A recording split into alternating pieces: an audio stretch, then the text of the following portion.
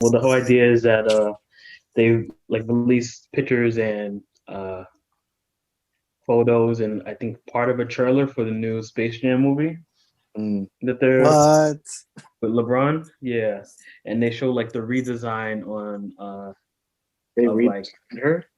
somewhat or like yeah they've kind of somewhat redesigned the Lola Bunny and like the director was pointing out how kind of like made it a point of emphasis that like they made the Lola Bunny character a strong character as opposed to a sexualized one. Right. And some people were most of the people were like jokingly outraged, but like I'm sure there were some people who were like, "Oh, it's just a bunny. You don't need to. It's just a Wait, cartoon character. You don't need that to she change it." wasn't sexualized? Huh? Outraged that she wasn't sexualized?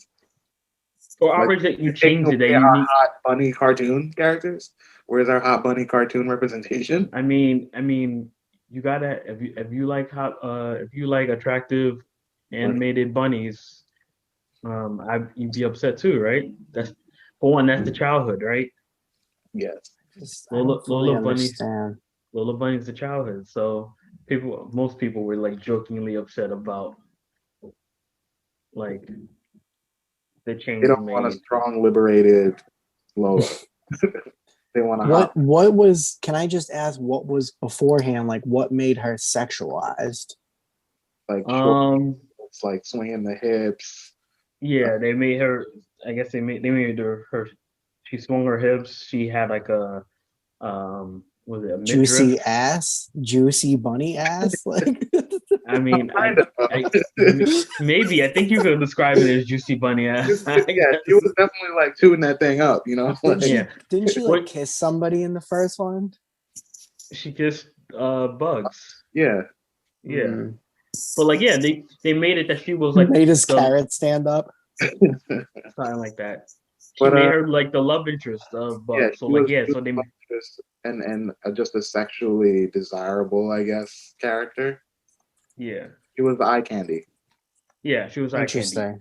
Even though she was also like the second best player on the team. Yeah, I was gonna say like she brought the heat. Well, I I mean, guess they meant. I guess, I guess they she brought another kind of heat for some people. yeah. Well, I mean, technically, I don't know. Maybe it's a toss up between her and Bill Murray because, like, Bill Murray had those handles and those passes. No, He I don't. was, Obviously, I don't want to know Bill Murray. I just want his life, like what to just what to like to be like guest 60-year-old bartending. Bill Murray. Oh yeah, I would trade that any day. Just guest bartending, like everybody knows who you are, but like nobody knows who you are at the same time. It's I'm amazing. pretty Sorry, sure. I don't that's know. a I feel like Bill tangent. Murray's one of those guys. So if you walk down the street, you would know who he was. Like Yeah, he's famous he's enough that like he's a low key famous, but like in a different way. You know, like he's not like Brad Pitt famous, but he's probably the same level, if not more. I feel like he might be just as in a different way though. Like I I mean, think like he's this just guy old. is, huh? Oh, I'm He's just old. Like I don't think he's gonna have like swarms of people following him in the streets. I don't Like know. I read an article about how he guest bartended at his son's bar or whatever, yeah, and yeah, people were like they couldn't get into the bar like once they found out. yeah. I mean, I could see that. But like, if Bill Murray's walking down the street,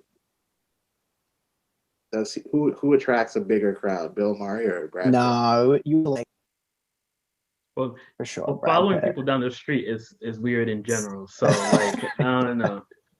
Okay, You so know, I'm looking at when the. Go ahead, sorry. we're not past that as a society. Following?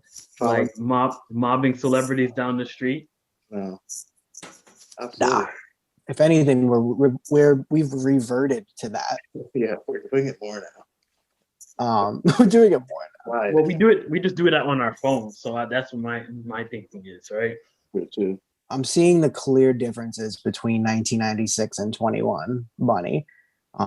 Number one, she's got way more like shadow on her to make it look like she's got like fat thighs and like or Yeah, thick thighs. got some contour in that office. Yeah, she's got contour. Yeah, and her breasts. Her breasts are way bigger.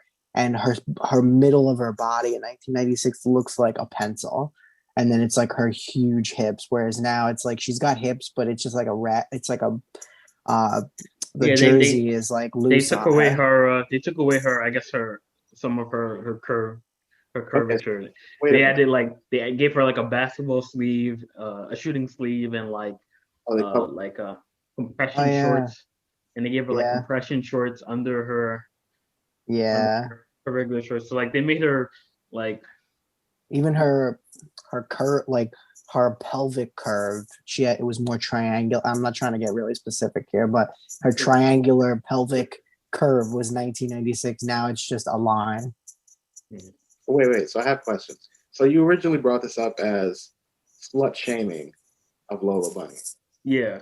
So are we slut shaming her in 2021 now that she's more covered up? Like, what's the? Yeah, well, what you're saying that like be, that like she wasn't strong because she was a a like Like slutty looking. a sexual like love interest type character. So Oh, like I mean, it's that whole idea, right? That like you can't be a you woman can't is be not allowed to sexy and be strong at the same time. you can't well huh? Can't be sexy and a strong character at the same time. Well that's what they're I don't think saying. That's I don't what think it's that necessarily. I think it's he's if it's slut shaming, they're just literally mad at her being a slutty looking character, and now she's not. well that's the thing. That's well calling her a slutty looking character by making her like I guess an appealing animated female Bugs Bunny. Rabbit. Here's the Like, thing, though. When you started off with it's a man designing a character to be desirable. well, I don't know. Like, Well, for one thing, I don't know who designed her. I don't know This who is drew. the Star listen, Wars conversation all pretty over again with Leia. I'm pretty sure it was a man that designed Lola Bunny's character. I'm pretty sure. I'm sure it is. But like, no, I'm saying that the director of this new movie like emphasized like how like emphasized the importance that they were like how proud they were that their Lola Bunny was now strong and not sexualized. Okay, I don't know so if I would say Which that's slut shaming. maybe the which word no, but that implies that being sexualized or being sexual isn't makes you weak. makes you weak or makes you incapable of being strong, or that like being desirable makes you I think the like word could have been better, but I think what they're trying to get across is that there's less focus on her body and more focus on her character and ability. I don't know if wait, that's slut shaming. but that it's slut shaming because like that's slut shaming because like I said, I was able to point out that she noticed that she was Well, yes, but third best player on the team. we're taking away the historically like Oh my god! Wait, intentional visual cues. wait, are you saying that why can't Bugs get any? Are we really going to do this? We're going to take Bugs away his can and will always get some. Okay, this is Bugs There's Bunny. one release. yo. He got one. He has one shot with a bunny of his own, and we're going to take that away from him because How are we taking? See, that's slut shaming. You're saying that we're making her less sexy, so now she's not appealing to Bugs. no, I'm saying we're taking away the sexy version that he fell in love with for reasons so we can feel that she's stronger. Can we get a furry community following all of this? You know, I just want to say that and we there's can if we can have furries come and like, subscribe, join, and comment down below, please do. The only opinion that matters on this is the furry community opinion. So next episode, right. we need to find a furry lover and have them let us know how the community feels about hot Lola Bunny from the 90s and like socially conscious woke Lola Bunny from 2020. Okay. And I'm What is sure a there'll be furry like community? people who like dress up as and like wolves. like mascot like animal form. I'm pronouncing it wrong. And Anthropomorphic. I just want to say there's one essential like flaw. Okay, skip the slut shaming thing, making her more contoured. Okay, there's one essential flaw that is not really being discussed right now. The fact that she's a rabbit, or supposed to be a rabbit, and she's a bipedal. Like, how is that possible? Her and Bugs shouldn't be standing upright. They should be on four. Like, well, I mean, that makes it difficult when you play. they've evolved. That's why they have their ability to talk, their ability to stand up straight, and their ability to be Make uh, love. sexually confusing for young preteen boys in the late '90s. Like, wait a minute, I'm getting a boner for a rabbit. All right, So we've weird. had enough. Yeah, I think we beat a dead horse here. Um, No pun intended. Beat a dead rabbit. Dead Uh, rabbit. Poorly Made Podcast. What episode is this? 25? 26, right? 26. Yes, 26. So we were talking about this because as of the time of recording, it is All-Star Weekend. We've got you know, some a different scope of All-Star Weekend because of COVID and all the restrictions that's happening in Atlanta, and they've kind of compounded what's reduced. I don't know. They got everything scrunched. It's usually a 3-day event. They got it into one day today, and they're going to be in and out of Atlanta. It has like an HBCU theme. Consolidated. Consolidated. There you go. That's what we're for. Yeah. So like last night would have been like the usually like what the celebrity game and everything. Rookie versus all-star. I mean, rookie versus sophomore. Celebrity game. And then today would be skill challenge, dunk contest, 3-point contest. And then Sunday would be the All-Star game. Yeah. Yeah. Usually there's So we're doing picks. Debauchery. Yeah. So we are doing some NBA All-Star Weekend picks for a couple questions that ESPN has some. I guess there's no winning to this, right? Oh, we can compete for $5,000. Yeah. Maybe we'll win. With that city that's drawn at the top of the website, what is that? Atlanta? It's got to be Atlanta, yeah. Yeah. Yeah. All right. So we're gonna get into these questions. Let's start with 3-point contest. So who will win the 3-point contest? They have Steph Curry, Donovan Mitchell, Devin Booker, and then a fourth option, any other player. I think Steph Curry is the obvious answer here. Well, 56% of the people picked him. Yes. Well, actually, isn't his I'm pretty sure isn't his brother shooting better from 3 this year? I'm pretty sure he is. Yes, his brother is shooting better from 3, but when you're Seth Curry, and you're the 4th, 5th, sometimes best player on your team, it's a lot easier to get open threes or uncontested threes. And when you're Steph Curry and you're the best player on your team who is gonna get guarded heavily and the game planned against, essentially, sure Steph Curry's 3-point percentage is more impressive to me than Steph Curry's 3-point percentage. You take the 3, you take threes, you knock them down or you don't. I didn't realize that he had a brother. Yeah. Yeah. Younger brother? Am I an idiot? You're not a huge basketball fan, so. But for one, Devin Booker is not going to be in it, right? He's injured. Or he claims to be hurt, so he probably just wants to party with 3% picked Donovan Mitchell. Devin Booker's a crybaby. I want to know who replaced him. If not, I'll probably pick. Let me tell you who's in it. So we got Steph Curry, Jaylen Brown, Jason Another player. Who would it be? Devin Booker, Zach LaVine, Donovan Mitchell. As far as being a spot up shooter, the best one that I'm seeing here is definitely Steph. Yeah. Go ahead. If they had Seth, I would have picked him. But if not, me too, because he's Steph shoots a lot of his threes coming off screens, coming off of some type of movement.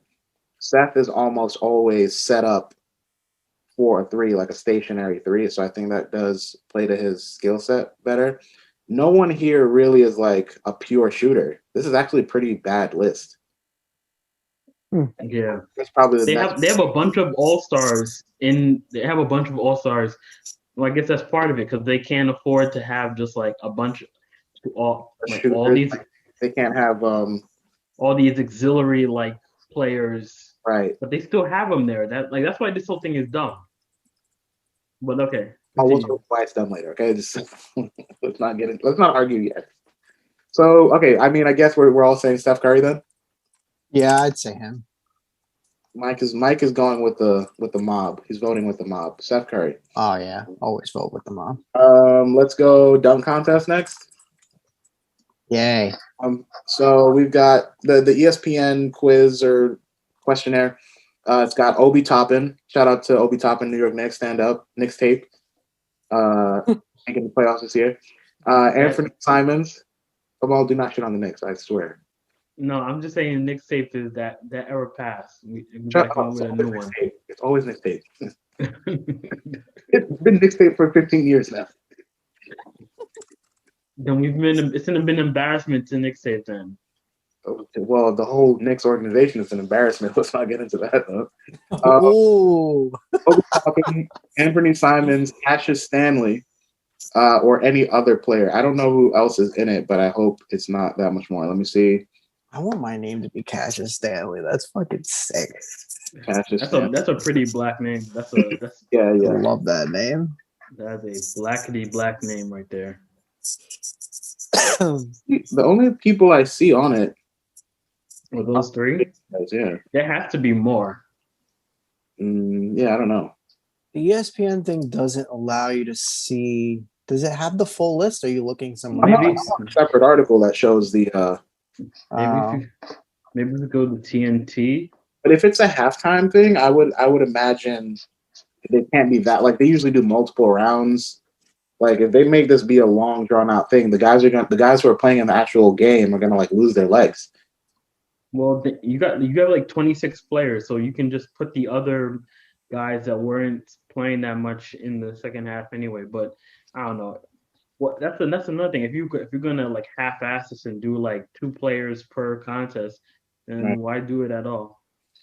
Well, once again, save your criticism for that segment of the show. I'm gonna go Obi Toppin because New York stand up.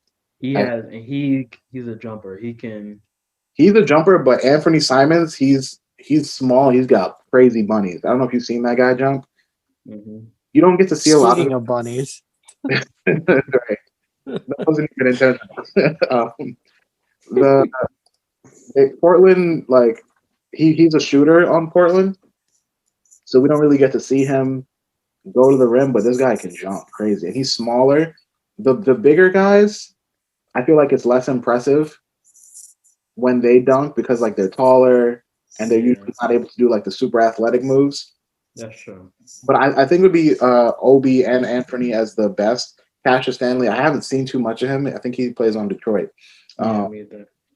But can we talk about how disappointing it is that neither Zion nor Ja Morant are going to be a part of this? I was going to ask, what about Zion? No, why are all the stars such giant pussies now? What's going on? Is that what? The slam dunk contest has been full of like random like. It's true. Like 6 men and stuff like that for like the last. Yeah, I wonder how they're picked. 3 or 4. Well, you have to volunteer for it. Yeah, the league definitely wants certain people to do it just for views, but they don't always agree. Like they were trying to get LeBron to do it for a lot of years, but he was so scared. He did not want. I mean, listen, is it being scared or is it like heard of that? Like the criticism. Like maybe he's not good at it. Then be corny and just get. He dunks all the time. No, but okay, you can't do regular in-game dunks at the dunk contest. You have to do literally like the hardest dunks of all time. I mean, this man gets paid millions of dollars. He can't spend a couple of weeks practicing a dunk. Like, he's 6'7". I'm just saying. I get it. I would love. He should have done something in one of like his early years, but he was scared even from back then. So that's disappointing. Don't be scared. We'll save time for LeBron slander later. So what else we got? Who's gonna score more points? Giannis or LeBron. Yeah, LeBron's playing like the first 5 minutes, and then he's calling it a wrap.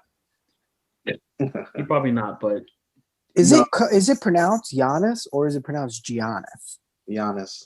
Giannis. Yeah, Interesting. Giannis yeah. Antetokounmpo. But Uh, yeah, I feel like LeBron won't play that much just based on like Well, on ESPN, 77% have Giannis. yeah, yeah. That's But crazy. I feel like they're on the same team. I feel like Giannis. Yeah, I feel like Giannis is gonna play a bit more. yeah. Oh, they're Giannis. both on LeBron's team.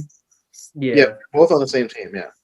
Um, I think LeBron. I agree with Kamal. I think LeBron is probably going to be passive when he does play, and I He's not think going to showboat. he's not going to play as much because he's old and he doesn't care about the All Star game. So yeah, I think Giannis is a safe pick here because Giannis is young and he wants to win. I think if it's close at the end though, LeBron will probably go in and try to win it. the game. Nah, I feel like all those people, everyone tries to go for. Well, I guess they kind of go hand in hand. Is Mm, going for the MVP. right. Uh, But wait, so last year they did like this Kobe tribute type thing. Is it that same layout? Do you know, Kamal? If it's like that same like I have no idea. okay, because last year they did it where it was I didn't get to watch it, but it sounded very interesting. Where there was in-game goals and like there was perks to like if were leading at the third quarter, like you had like some advantage. It was like in-game goals that made the game actually competitive. So I was wondering if they were going to do that this year. I think it would also be cool to like whoever wins. I don't know. They get to like pick a HBCU or like HBCU gets the money or something from whoever wins. Mm. I think that would be like a good like motivator for them to play hard because that's always Mhm. the criticism. Why don't they have like? Do they have like any events where they bring the student athletes? I think Mm, there's going to be representation from the schools there at the event, but I don't Not know. like the ath. I don't think that like the players, because like that's supposed to be, I guess, like a conflict of interest. Right, Oh, right, yeah. Because like they're amateurs and this is a professional event. that too. Yeah, I mean, I was thinking Probably like COVID restrictions. I don't know how many people that they. too. Yeah. But like, come on, the NBA's decided to completely like they went to Atlanta. Mhm. Like they're gonna have fans in the stand. They're having an all-star game where they bring out basically the best players from every team Yeah. to play in this. They don't give a fuck about no COVID restrictions. All right, Kamal. Let's just go into it now. Tell me how you really feel about this all stuff. Yeah, I'm It's interested to hear this. it's just dumb as hell. It's just like you can't. First thing, your season has been like for quite a few teams has been really messed up because of COVID. Like teams, this is I the think first really messed up is strong, but continue. teams for like the early part of their season to have like missed weeks worth of games because of COVID restrictions. Mhm. Like we're in fantasy, you know you see like the number of like postponements and stuff that have happened because of it. Right. Because they don't even have enough players to put the team on the court. So Despite that, like Kamal is still crushing in fantasy basketball this year, though. what happened? You're still crushing in fantasy basketball. That's because Vucevic is the truth, the way, the truth, and the life. You know, Who? uh, Nikola Vucevic. the Orlando Magic. He's been a fantasy monster for like the last 5 years. I mean, they don't win because of it, Right. but like you can count on him for a good 25 and 12 every Mhm. night. But yeah, it was if you're still concerned about COVID, deciding to have this game doesn't make a lot of sense. Deciding to have this game in Atlanta, um, the I don't know, the Bronx of the South, in terms of COVID. What? That is so rude. What? That is so How are you rude. making that judgment? Atlanta is gigantic compared to the Bronx. I'm talking COVID. How can you?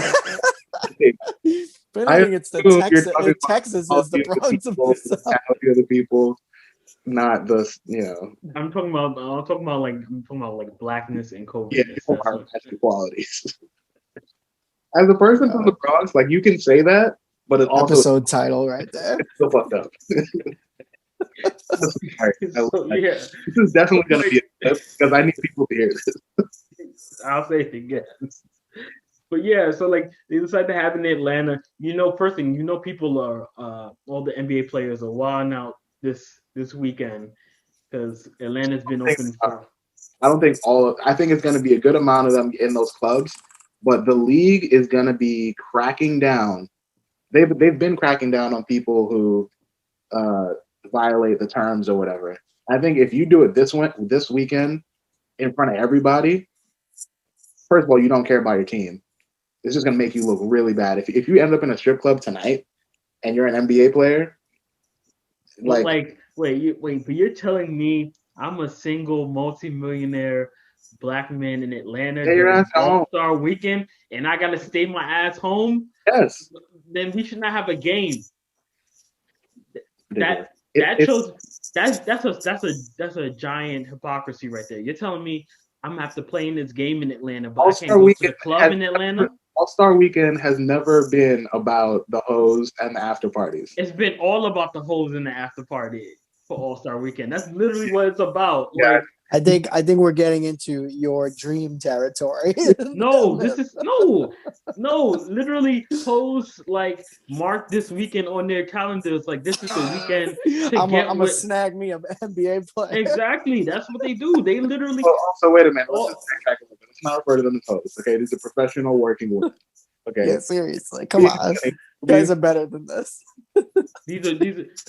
But all right, if we're being serious, people plan All-Star Weekend as a major partying event. Yes, absolutely. So, and the idea that you're gonna have this game in this city, if you're playing a game where like all these players are in close proximity to one another. So like let's be real, you're still having these games despite the easy the easy ability to transmit this between players if you're on the court or not. So like let's not pretend that like COVID is their like main concern. Otherwise they wouldn't have these games. You wouldn't bring all the players from all these teams. So therefore if somebody contracts it, then you have it possibly spreading to every team when they go back. Right. You wouldn't do that. So like if they don't want them partying, they shouldn't have this game. So if you're gonna have it, they should be able to go to the strip club. Here's my question to you. Are you more upset with the league or are you upset with the Players Association, aka Chris Paul? Because my understanding is that Chris Paul was the main driver of this actually happening so that he could put that HBCU spin and focus on it. That's dumb as hell. The 12th man off the bench can pull $3 million out of his pocket and give it to an HBCU. So that's dumb. That's not necessary. No. Saying that's dumb is a little cheap because like the idea was raising funds for the HBCU. You don't need an All-Star game for that. Okay, I hear that, but let's not act like one small unknown player making a donation is going to be as impactful as having HBCUs on a main television program, showing it to other people. Like they can make the donations, which I'm sure they are, but don't give me that face. You look ridiculous.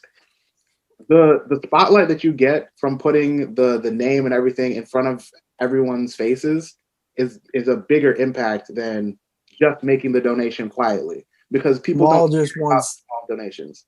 Kamal wants the actions and he doesn't want any pomp and circumstance, which I understand. I completely get that. But first of all, he wants them to hold the NBA. He wants them to hold it. Hold the NBA accountable. The 12th man is not going to donate $3 million. First of all, I'm saying he wants to have the All-Star game held at an HSBCU. He wants you add 3 letters. Okay? Yeah, I'm sorry. He wants it held at a school there. He wants it to no NBA play. He wants the NBA player. He wants the college players to play. He wants the NBA players to pay the college students. Yeah, college players should be paid. That's one thing. Secondly, you know that was a bit. And of it's all on a bed of chicken and waffles. Yes, obviously I know. $3 million wasn't a real number, but like, come on, you but can't not that much, not that big of an exaggeration. Let's be realistic though. Come on, if NBA players were just donating to HBCUs all willy nilly, we wouldn't need this. But it's not happening. So what Chris Paul is so doing why not is different. so why not just say, all right, guys, here. It's business. You got to market it. You got to make it a thing. No. That's Well, what. yeah, there's shareholders. They're not shareholders. There's other stakeholders in it. Man, They gotta make their money too. They're gonna make plenty of money. The whole idea is you're still putting the price of human safety and well-being. Oh, come on. Listen, this You're is putting money before that. That's what's in going on. In the words of a past president, okay, this is a minor thing. A lot of people are going to get it and we're going to recover very rapidly. Okay.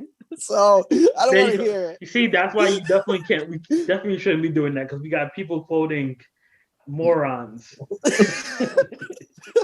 Okay, so wait, all right.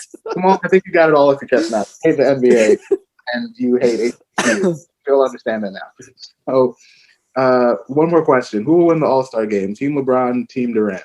Nobody cares. Nobody cares. I'm going with Team LeBron just because I know Kamal is voting for Team Durant. No. I'm not voting for either. So who is it? Can I just ask who is like the other stars on the team? Like, I don't know what the teams are made up of. Team LeBron is LeBron, Giannis, Steph, Luka, and Nikola Jokic.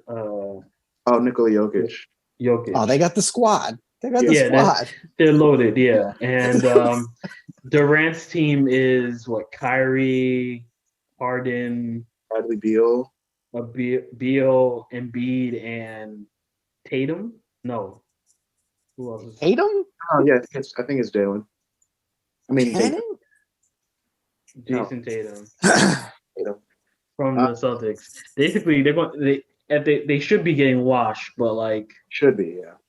But like the game don't matter. Like it's like that day in gym class when literally like all the basketball players are on your team and you're like, oh man, we got the squad. These guys are dead. Those were like my favorite gym periods when like we would just get to play basketball. Those are the days. Yeah, we would play other dumb sports like when they tried to make us play hockey. Like, nah, I don't remember playing hockey, but like volleyball and stuff like that. Nobody wants to do that. Yeah, nobody really. Although those volleyball games did get heated sometimes. Yeah, for sure. But it was always the best. I would say basketball. Hockey wasn't even that bad. I didn't mind playing hockey. I don't remember playing hockey. Basketball was good, and then we would play. What's that European? It's similar to basketball. You could either shoot it or you could throw it in the net. Handball. We would play European handball. Do you remember that? No, not at all. You didn't play? Yo, my gym teacher must not have been doing that. You didn't have Cabrera? No, I think I did. Opera. Well, did I have Opera? I don't even remember. I feel like I might have had Opera 1 year. I feel like I had them both, but like I had Cabrera. Cabrera had us play all sports. I feel like it was mostly just like basketball or football or volleyball. We played or kickball. We had ultimate frisbee in middle school. That was like not easy. That was fucking hard. Played ultimate frisbee. So yeah, I can't remember that. So we were supposed to transition into something. Yeah. But Kamal kind of ruined it because he just kept. Wait, I mean, we can transition to it. Like speaking about Black people and institutions failing Black people, and there you go, and keeping them in a subjugated state of existence in this country. Right. Yeah. You want to do it, Kamal? Well, so Mike, was it last podcast? We were. Just realized I forgot to put my headphones in. I think it'll be fine. Yeah, I was gonna say. Yeah, it's kind of hard to hear you. Yeah, but I can see the smugness with your eyes when you comment. It's okay. I'm watching his lips move. And the But smart. yeah, so last podcast we Mike had brought up this interview with a award-winning New York Times author who was writing this book about um, American racism as a or the dynamics of race in America as a caste system, right? What was the author's name? Uh, Wilkerson? Isabel Wilkerson. Yeah, Isabel. she was a journalist. She's an author, and the book about caste is actually about multiple areas of the world. It has like a Yeah. focus also on Nazism. Yeah, it But like it kind of shows the three like was it it's India, Germany, and yeah, America basically. Yeah. right, yeah, yeah. And I had read her other book, where I'm actually still in the process of like trying to finish it. Uh, the Warmth The of Other Suns, but One of she Our didn't. Sons, yeah. Yeah, she didn't talk much about that in the show. Yeah, because Um, she gotta promote the new stuff. oh, She's like absolutely. so She's 60 years old. I didn't realize that. She seems way younger, but she's 60. really. She Hmm. was also the first African American woman to win the Pulitzer Prize in journalism. Really, That's actually she. I feel like she's more famous almost for that. that's impressive and sad at the same time, I feel. Yeah, Um, but yeah, so like I actually do it does make me want to like read what she's because like the interview was very interesting. Like I really liked her the insight she kind of was providing. Like I was telling Mike and Pavon that while it wasn't during the interview wasn't really it wasn't anything like particularly new exactly that I was finding out. It was still enlightening, it's still enlightening and it kind of was an interesting framing that I hadn't really thought of exactly. yeah. She puts it in like a new, almost like a new light. Or I mean, Yeah. maybe I'm sure there's somebody else who's talked about it that way, but So for me and the um, other viewers that have no idea what you're talking about because we didn't listen to it, can you just run me through like the general topic of I guess what the larger conversation was on the podcast, and then I know you guys because we were talking about it before, talking about caste systems, how that Yeah. plays into the topic. Mike, you want to I, go? yeah, I could tell them. Yeah, I mean, essentially the show is about her book Cast. That's what the title of the book.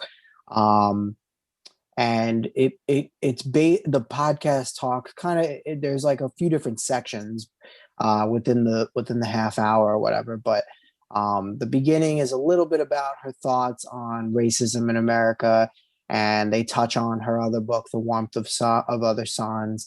But then they get talking to her about the caste system, and so her her viewpoint is essentially that um, racism is something that we all talk about, pretty common, and but this caste system is essentially helping people to understand that you know um, being born black, and I mean and people fall in different places in this caste system, but caste system is a way of understanding the um, inequalities amongst people, because the caste system is something that's way older.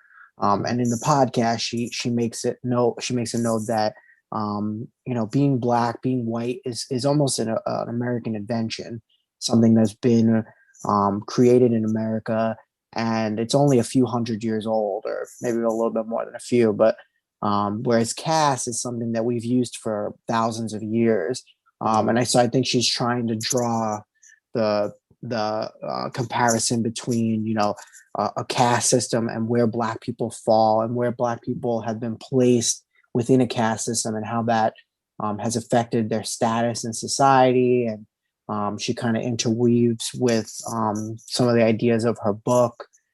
She talks about India's caste system. She talks about um, the Nazi era Germany and how they studied Jim Crow to get their basically like their laws and their rules for Jewish people during that time. So, but it's kind of wide ranging in terms of like the examples.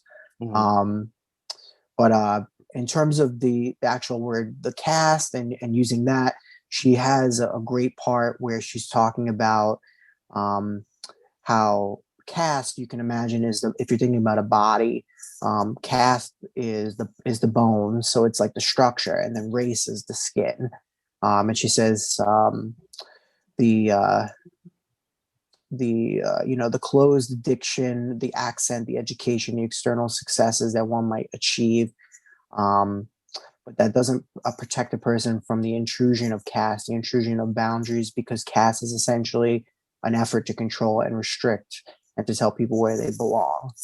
Um, and Okay. so I think even like last podcast we were talking about, I think we were talking about that. Yeah, we talked about that video of the gentleman talking about, how we don't see any other examples of Black people's history from Africa because, we've understood it as in the context of Black people in America. And, they were slaves and then they persevered and then that was all good. But she's saying here that, Black people are born into a caste system at the bottom. Um, and even in our last, in the warmth of other suns, you really see that, even after the Emancipation Proclamation, um, a lot didn't, a lot didn't really change. And even in the North, for Mhm. sure, Yeah. people's So, houses were yeah, bombed. Kamal, you were talking about something in particular that stood out to you. I think it was something with a house. Oh, yeah. So she was part of it was she was giving um she was talking about the common commentary you might hear from when the discussion of race comes about from white people or I guess non-black people when they're talking about race they often when they're getting defensive they usually comment that they uh, they're not racist. They never owned old slaves.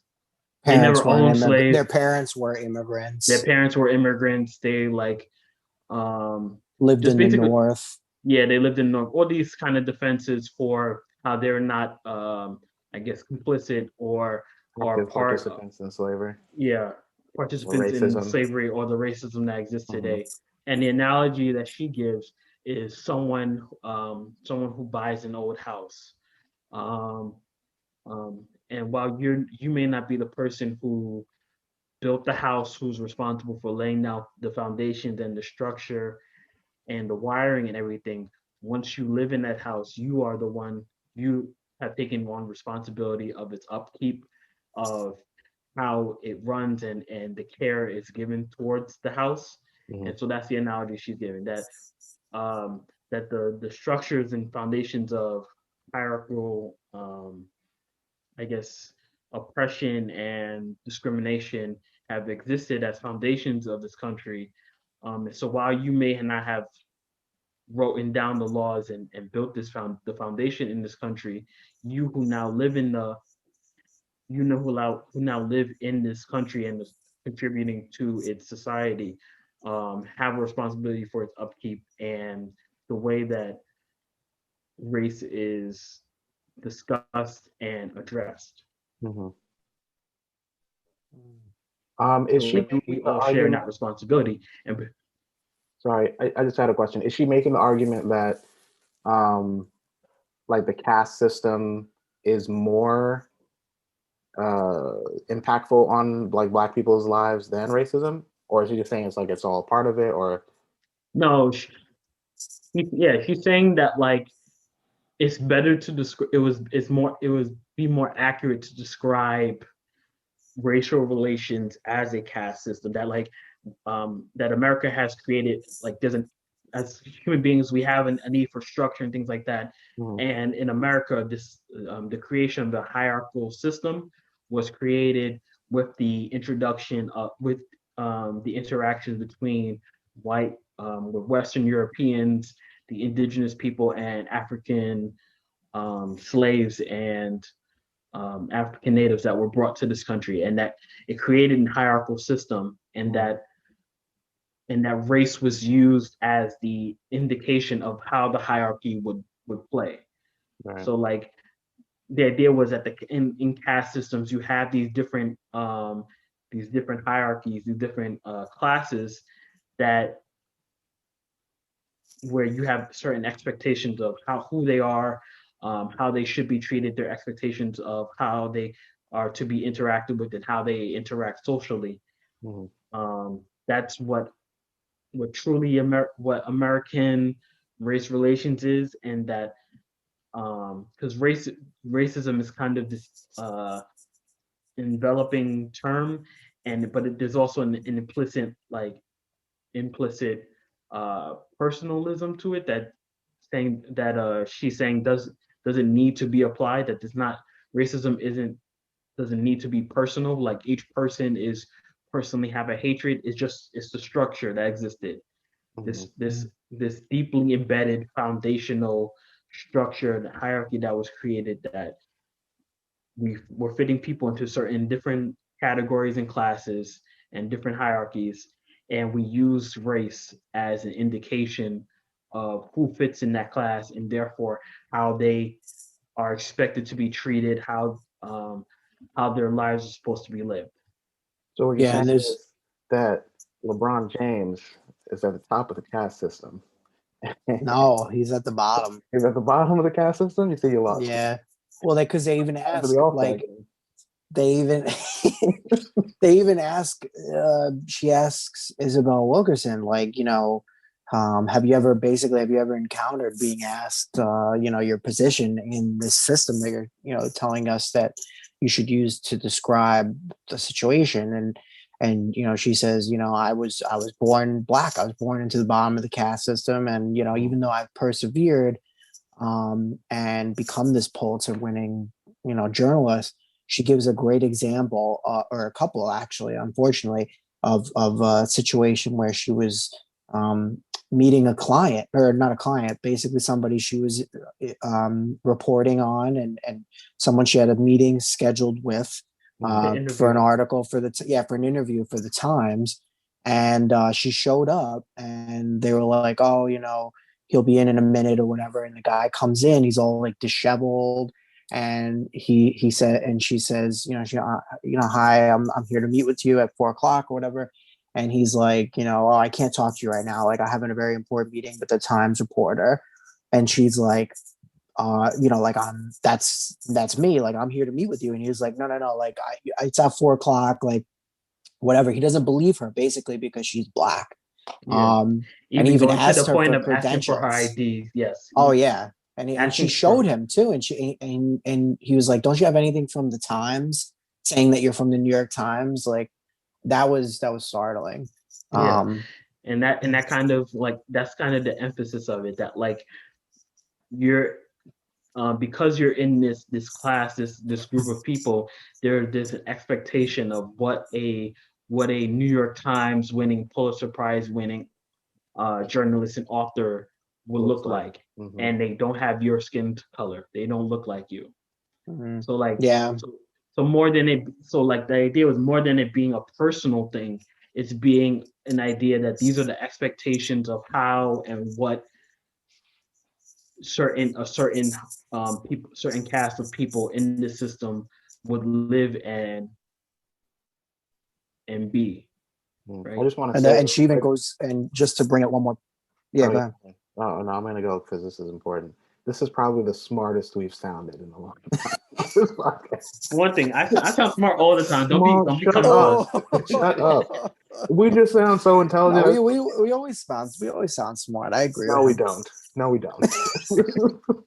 He's like, if you wind 30 minutes ago, we were talking about bunny butts and Right. I breasts. Where's mean, my thick yeah, but bunny ass? even the idea though of what we were talking about with that, I mean, I think if you boiled it down, it would be an academic conversation. You know, some people would be like, "What the fuck are you talking about?" Like it's a character on a movie, but no, Like, it's that has an effect on people who view the movie. Yeah. No, I was just gonna say one more thing about it, just that she goes a step further in talking about, how we like understand what it's like the black whiteness thing, and the importance of that, the significance that it has on how people view themselves, how the world views them, and how they want the world to view them. She gives an example of a Japanese immigrant who I don't have the date, but basically they petitioned to qualify for being Caucasian because the Japanese man said, my skin's actually whiter than many people that are identified as white in America. I should qualify to be considered Caucasian. And it speaks to the idea that like people wanted to be known as white because they would get housing, they would get Because of the jobs, benefits, yeah. etc. Yeah. yeah, And that was the his upper petition was echelon. Yeah. rejected. It was rejected by the Supreme Court. Um, so she kind of just uses that as she says that long-standing uncertainties about who fits where when you have a caste system that's bipolar, such as the one that we've created here. I want to bring up Um, something. I didn't mention this to you guys before. I kind of mentioned that I get a lot of racist TikToks, and there's one that came up. There's like a trend on TikTok where it's like, uh, tell me, tell me about something that was racist without telling me something racist. It's something like that. That's the premise of it. And Oh this yeah. guy, this like white guy, talks about his friend who's from South Africa who moves to the US and tries to apply for a scholarship, or goes to an interview to get a scholarship for African Americans. And long story short, the guy was denied the scholarship, or basically didn't even really get to have the interview, because once it started, I said he was South African, but he was a white South African person.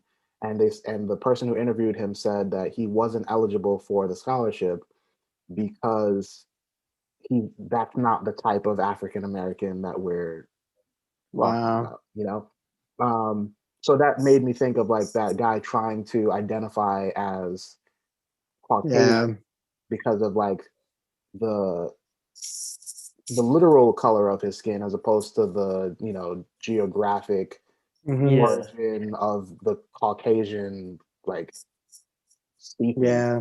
Yeah. Um, Yeah, she talks a lot about that in the warmth of other suns, like what it meant during the period of Reconstruction and the migration of African Americans. Like if they didn't look, actually there's a great story in the book about how they go basically to a motel and that doesn't allow black people, but they all looked white except for one grandson who was very dark skinned, and mhm, they basically had to hide him in a bag to get him into the motel. mhm, Um, it's crazy. Yeah. yeah, And that goes to like just the conversations we've had in the past about like the relationships between like the dynamics of like colorism. Not mhm. that like it's still Yeah, we it's talked about that before. oh man, I don't remember exactly. Man, there was something that came up recently that like relates directly to the oh man, I'm gonna kick myself about this. But yeah, it's an interesting dynamic that like there's still this racism that exists, this the like discrimination that even exists within uh communities of color, black people, Mhm. when it comes to how we view ourselves, and what blackness really means, right? Right. Uh, um, like to be a light skinned or white hearing, white passing person, but to be black. Mhm. Um, I just like want to what this go what back to my story real quick. I just want to clarify and make sure you guys realize the guy was a white man. Like he was Yeah, he Caucasian. was a white. He's a white. Wait, he was a white South African. You're saying? Yeah. And Yeah, they he was saying he's an African, he was and saying he's African American because he's literally from Africa. yeah, He's now, or I think he became. Yeah, that's like I don't even know what to make of that necessarily. Yeah, I Um, mean, obviously, like us being here, we know what like when we think of African American, and this is kind of the point that I was drawing. Like when you think of African American, you don't include white people, right? Like hmm even though there are no. Africans. yeah, Well, So, like, that's yeah. Is it? But how is it determined? That's what she talks about. She's like, America doesn't use the or if it, come on, correct me if I'm wrong, but she was saying like America uses the one drop rule. mhm. Um, when Germany was when they looked at it for how they should view Jews, they were like, yeah, that's too aggressive. Like, Oh, really? yeah, Germany thought the one drop rule was too aggressive. yeah, that's yeah. that's that's what's amazing about it. Yeah. That's Yeah, crazy. yeah, there was like there was different ways of their like discrimination We and draw the line at percentages. yeah, like so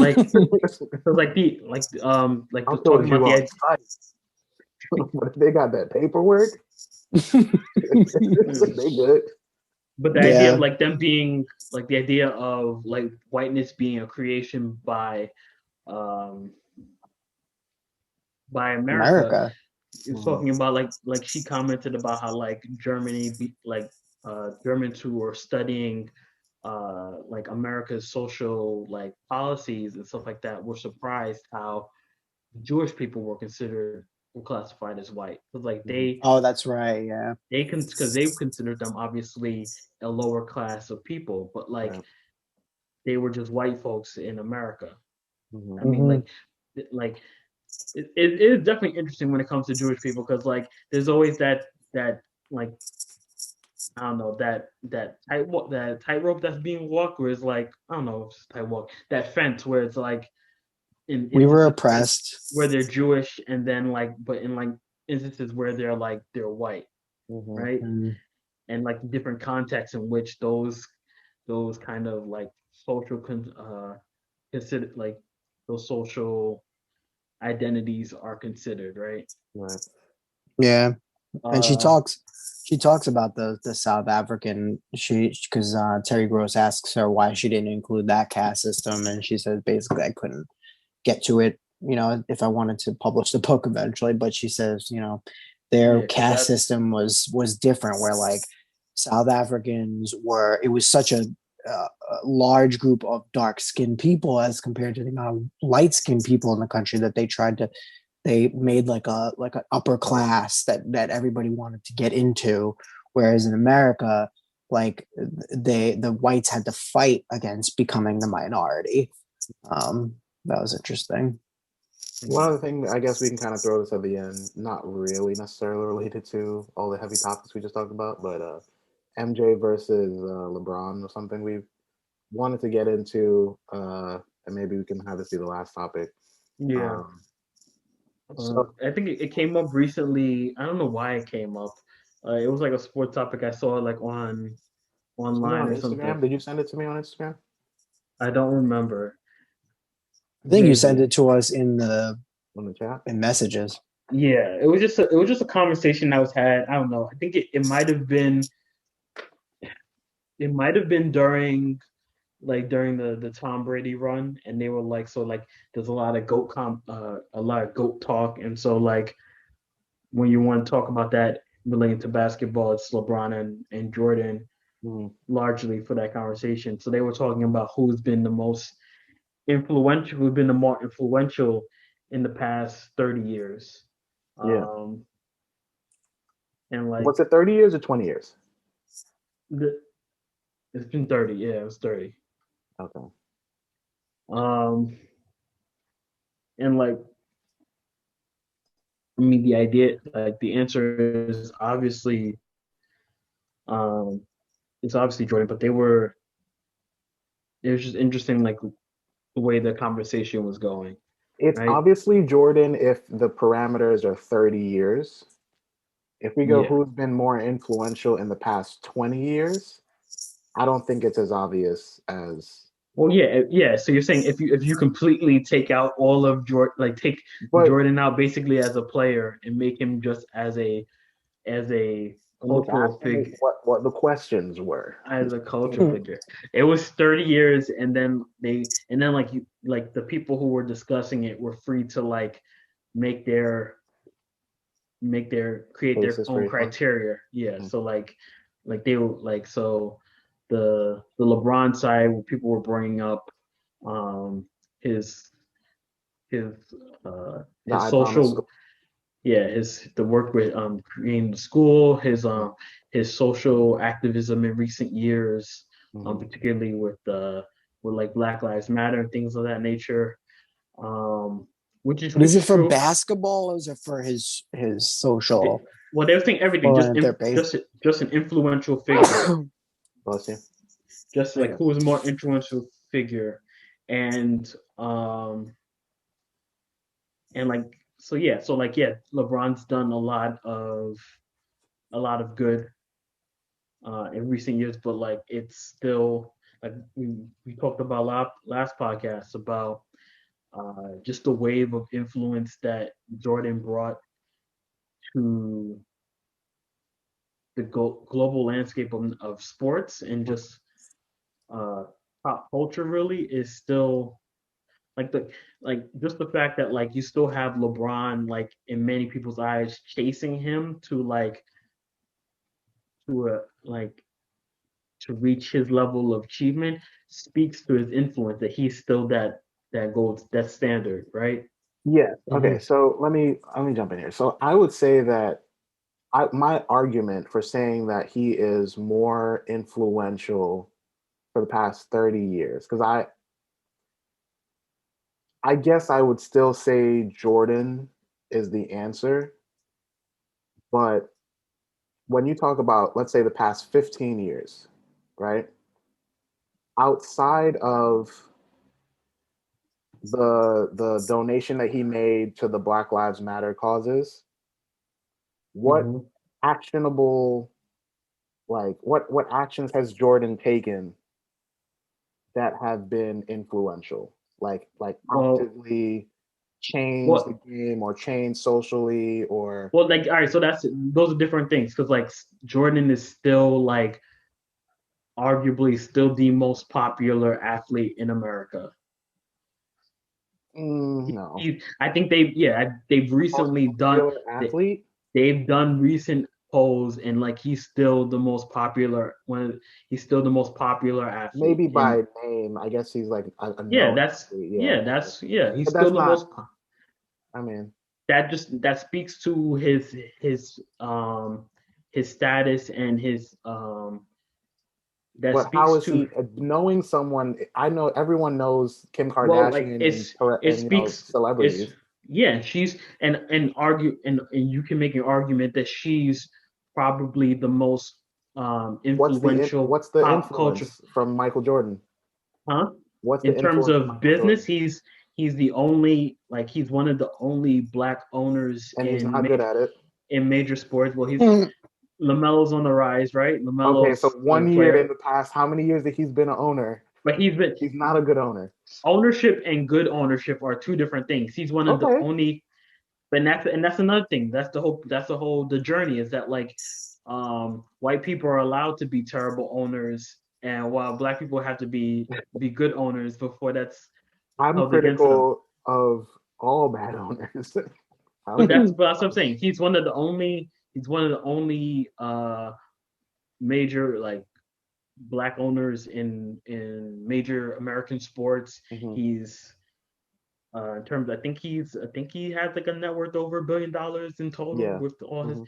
so he's a black billionaire. So like that level of achievement and success as a figure of as a black figure, someone who's come from this come went from being an athlete to the business world. He Right. still has the most popular sneaker brands, sneaker shoes. Like his Mhm. all like the most popular sneakers are new sneakers that he comes out with that his brand comes out with, and No. His retros most popular and sneakers are retros his of retros. yes, His new retros of sneakers, his no own one cares about. sneakers. That's not true. But Oh, and remember, there was a period of time where those sneakers weren't retro. Like when people were still like yeah, killing yeah, each other for them. yes. Right. But The the idea new sneakers, no one cares about. They care about the retros that get a new colorway.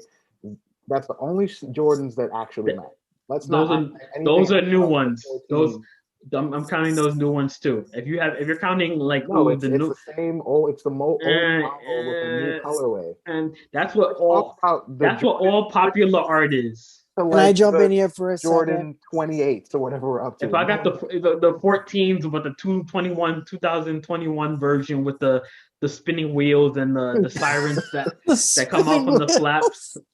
Mike, what are Can you I gonna just? say? I just want to say that while I understand the significance of discussions and arguments like this, okay, like LeBron obviously clearly did not win the sneaker game compared to Michael Jordan, but like I just want to know when you say more influential. I think that's very subjective. I think both gentlemen have done a lot, and it's really hard to quantify what they've done. I think I want to know who's more influential for basketball, like for basketball's history, for basketball's uh, It's still Jordan. development. It's What? Jordan. It's It's still It's Jordan. Jordan. Jordan. But Yeah, I would say the way that we see basketball played now, it's more LeBron than Jordan. I would It's agree still with that. Jordan. I would agree Okay, with that. let me come on.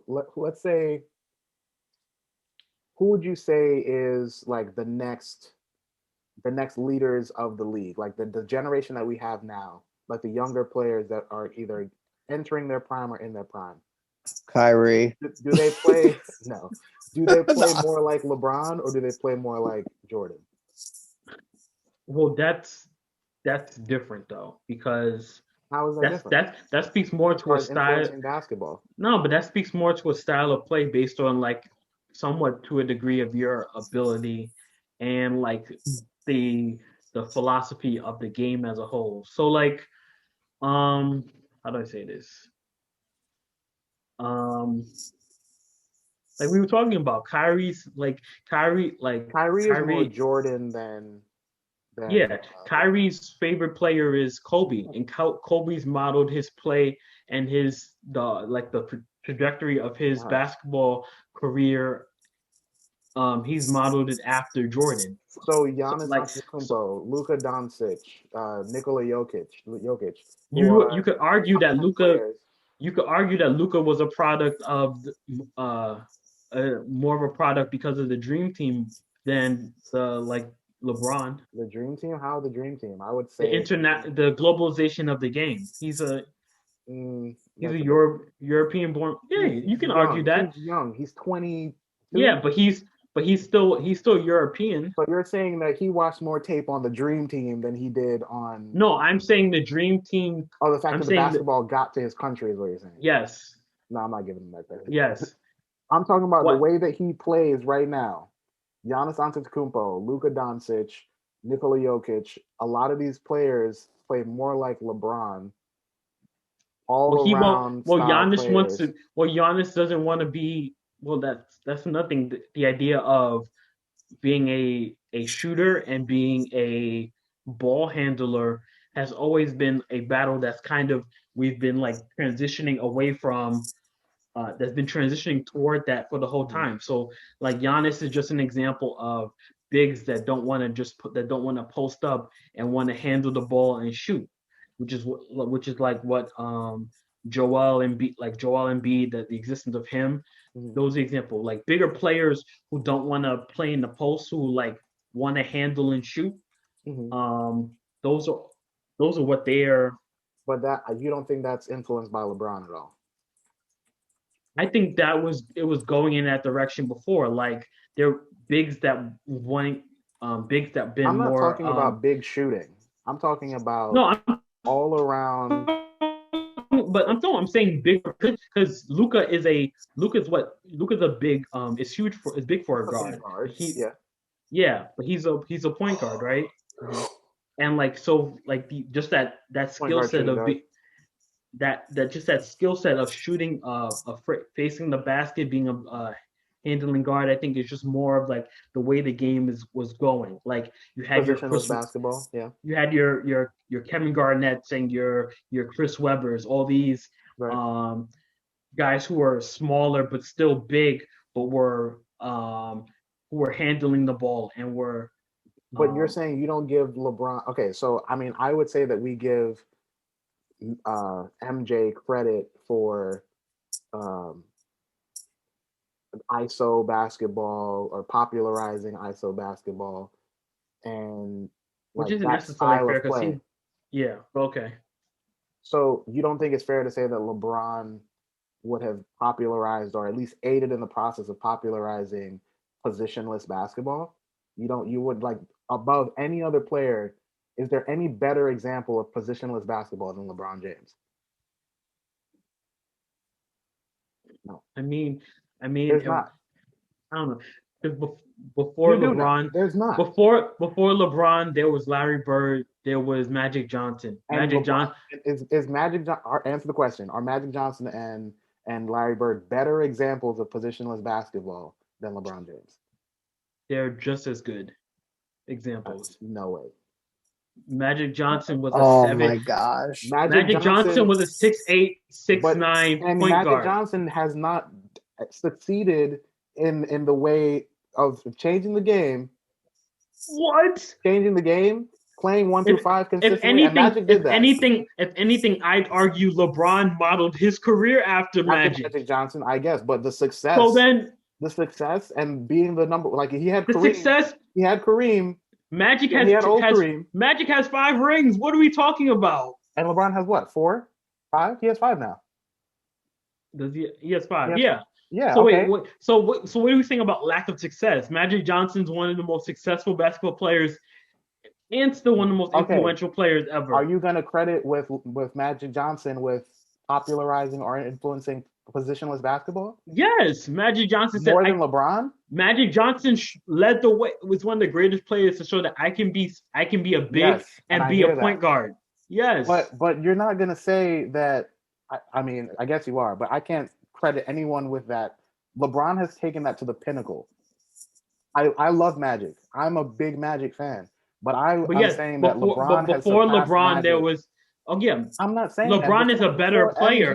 Before LeBron was MJ a there were better other there were yeah. other LeBron ISO was a better players. player, but like you're talking about in terms of like revolution, the idea of like how positions are I'm not saying played. he invented it the same way you just said that MJ didn't invent ISO basketball. I'm saying that LeBron took it to the top, and he is the example of positionless basketball. I don't see how you can argue that. I get that Fellas, MJ is number 2. I mean that Magic is number 2, or maybe you're saying Freudian slip. 1B, 1A. I'm not. But I think I'm just saying that argument about positionless basketball is a hard one to hard one to argue when there's so many examples that predate him. I think this is a great question Mike. to I think this is a great question to throw it out to any followers who might be listening. What do you think? Who's right? Is Kavan right? Is LeBron the pinnacle of positionless basketball? Has he been more influential? Another Or question: are there other basketball players who, before MJ, who were strong ISO basketball players? Because that's Kamal's argument that because people did it before him. No, I didn't say that there was. No, that that's not my erases some play. argument. That's not my argument. boys, we said we weren't going to argue today. It's Saturday. Okay, this is the pre-Lord's Day. I think that's a good. I think that's probably a good point to stop. I don't mean to. Yeah, I agree. Yeah. You know, I agree with you. We didn't need this energy. I said it was. Yeah, we don't need Kavan to be any less right. We just like listen. The sooner we realize that we're all on the same team, we're not on the same team. I was on last team. A friend of yours recently commented about that, and I'm not saying that. But I also like that we're wearing red and blue today, so now it's like Bloods versus Crips right now. And Mike is like neutral black.